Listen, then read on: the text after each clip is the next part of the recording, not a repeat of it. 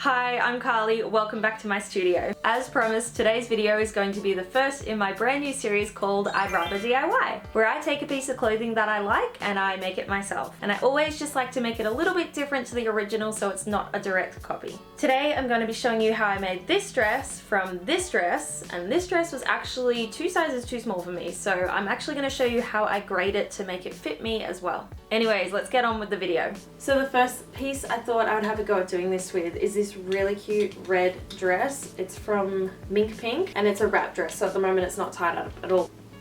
Okay.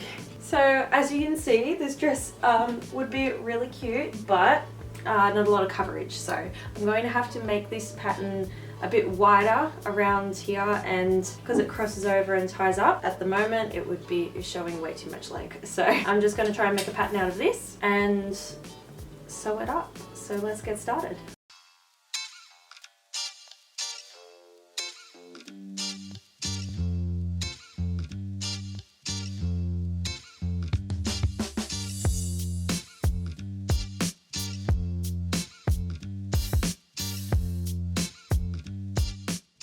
So I'm going to jump in here and explain exactly what it is I'm doing. First of all, I started marking out the panel pieces of the dress just as they were.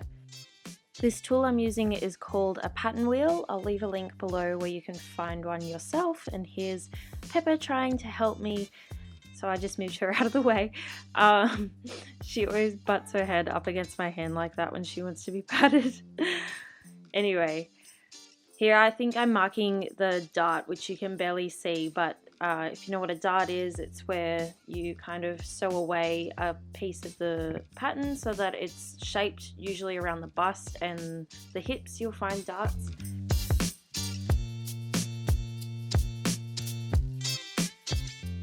Here I'm pivoting the dart because that part of the fabric is sewn away. I have to make allowance for that.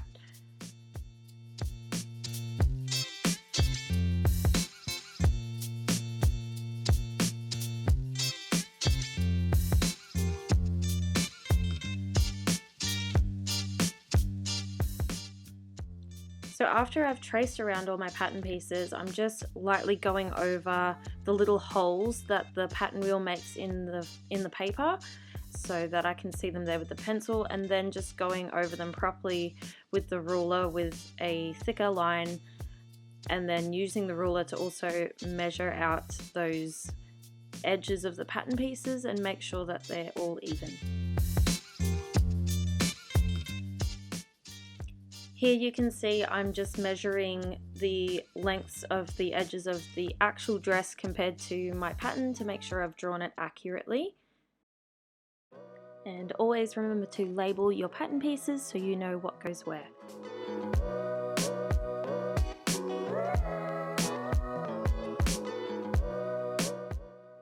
The tool I'm using here to draw my curves is called a French curve. I will leave a link for that in the description as well.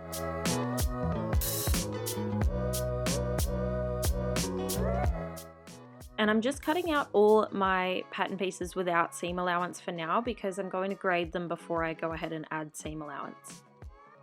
For any pattern pieces that I can, I've also made them on the fold, so the back top and the back skirt are the same on both sides. They're symmetrical, so I've just made half the pattern for now. This mark is used to define the edge of a pattern piece that is cut on the fold so that you know if you are cutting it out of fabric, that's where you'll fold your fabric in half and line up this edge. Now I'm putting all the edges of my pattern pieces together to make sure when the garment gets sewn together that there's no edges that are longer or shorter than each other, and it's all going to work together. Now what I'm going to do is I'm going to mark out the lines where I'm going to cut and spread my pattern. Now this is a method I'm going to explain to you a little bit here, but basically when you have a garment that's a smaller size, you want to cut and spread it to make it bigger so that the proportions of the garment are basically the same, but you're making it fit your body. Most sizes in women's sizing vary by 5 centimeters around the hips, bust and waist, when you go up or down a size, it should be 5 centimeters around the waist each time, for example. In this case, my body is 2 sizes bigger than the size I made the pattern sample of, so that means I need to add 10 centimeters around the waist, hip and bust areas roughly. And the best way to make sure that that is spread evenly around the different parts of my body is by splitting the body into 4 quarters. The 4 quarters are our front left and right and our back left and right. So let's just focus on one piece as an example. I'm going to look at my back top piece, and if I fold it in half, we'll look at it as if it's the back left piece. Before you get started, make sure your pattern piece that you're about to use has no seam allowance, or trace it out and then take off the seam allowance. If I need to add 10 centimeters to my bust, which is a horizontal line across my pattern piece, and I'm dividing that amongst the 4 quarters, then I only have to add 2.5 centimeters to this piece. I'm going to measure out some lines equidistant on my pattern piece. Let's say I'm going to split it in 5 places because that makes it easy for me to add 0.5 centimeters or 5 millimeters in each of those spaces. Now if I cut and spread my pattern, adding those 5 millimeters extra in between each line, make sure it's even at the top and at the bottom. Now I'm creating a new pattern piece that is a bit wider than my original. Now I'm just adding my seam allowance back on, and of course when I open this pattern piece out, it will be the full back, so in total I will have added 5 centimeters to the back, and you'd do the same for the front sides as well. As you can see here, when I put the old pattern over the new pattern, the pattern's been stretched horizontally without losing the proportions. And in this example I've given today, this is a very basic look at how grading works, and it works for your bust and your waist and hip measurements here. But in other cases, you might also want to lengthen the dress or add some to the height rather than just the width. And I will probably be able to go over that in another video, but just I hope that helps you understand for now how I've graded this dress to fit me today.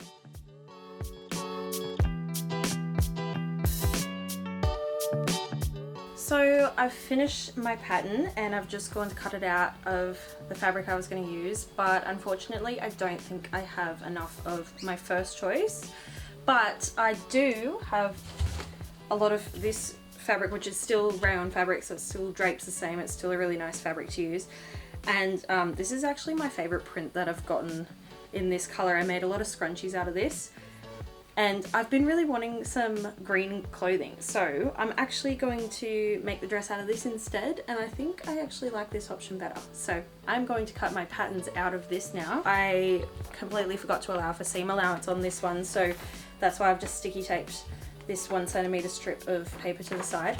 What you can see here is the grid I used to line up my pattern piece for the grading. I'm thinking I should probably do a full video on how I grade my patterns, because it can be really useful if you're using patterns that aren't your size, or if you're copying clothes that aren't your size like I am today.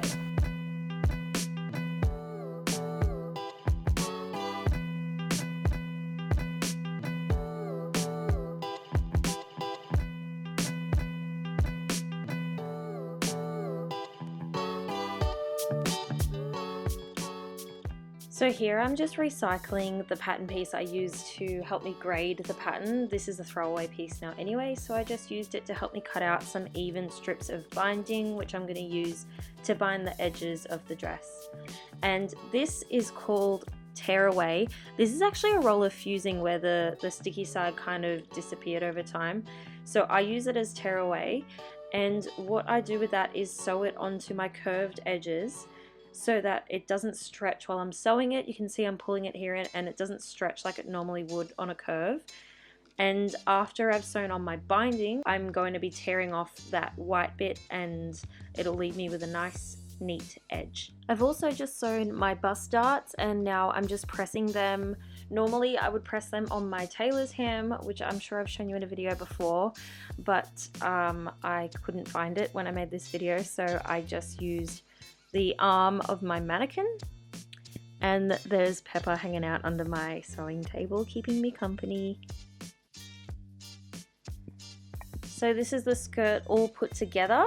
Now I'm just overlocking the side seams, and I'm just going to also roll the hem with my rolled hem foot for my Bonina sewing machine. This was a bit tricky around the curves, but it makes a really nice, neat, skinny little hem along the edge. Now I needed quite a bit of binding for the top because it has straps on the shoulders that tie together, and then it also has the waist tie. I am just attaching some of the pieces of binding together and then attaching them to the edge of the dress with enough left at the end to turn into my ties. Once I've done one seam to attach the binding to the edge of the top, I'm able to tear off that tearaway. And then I fold it to the inside and I sew an inside bind, and that just means instead of the binding sitting around the outside of the hem, you actually fold it to the inside, so all you can see is a line of stitching, but it all looks like the same piece of fabric.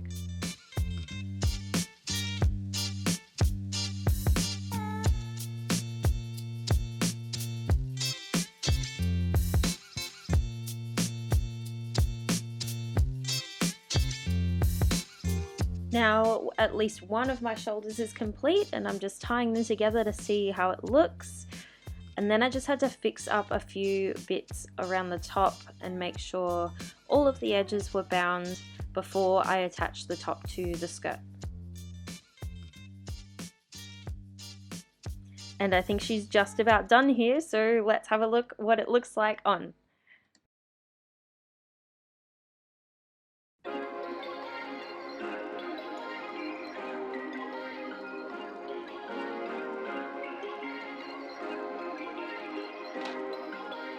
Perfect.